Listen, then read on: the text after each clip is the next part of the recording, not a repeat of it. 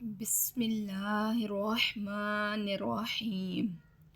اللہ کے نام سے شروع جو بڑا مہربان نہایت رحم فرمانے والا۔ آج ہم پڑھیں گے ایمان مفصل۔ ایمان مفصل آمنت باللہ۔ اس کے اوپر کھڑا زبر ہے تو اس سے اس کو ہم نے لمبا کیا۔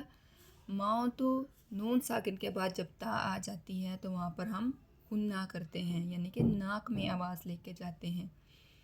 تو آمنتو میں ایمان لایا یا لائی، باللہ اللہ پر، اور ملائکتہ لام کے اوپر کھڑا زبر بھی ہے اور مدہ بھی ہے، تو اس کو ہم نے کیسے پڑھا؟ وَمَلَائِکَتِهِ اور اس کے فرشتوں پر، اور کتبہ اس کی کتابوں پر۔ کس کی کتابوں پر؟ اللہ تعالیٰ کی کتابوں پر۔ وَرُسُلِهِ اور اس کے رسولوں پر۔ وَالْيَوْمِ الْآخِرِ اور آخرت کے دن پر یا قیامت کے دن پر۔ وَالْقَدْرِ خَيْرِهِ والقدر دال پہ ہم نے قلقلہ کرنا ہے، قدر خیرہ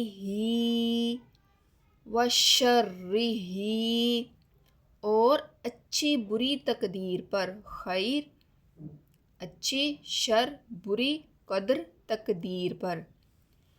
من اللہ تعالی اور اللہ کی طرف، والبعث بعد الموت مرنے کے بعد جی اٹھنے پر۔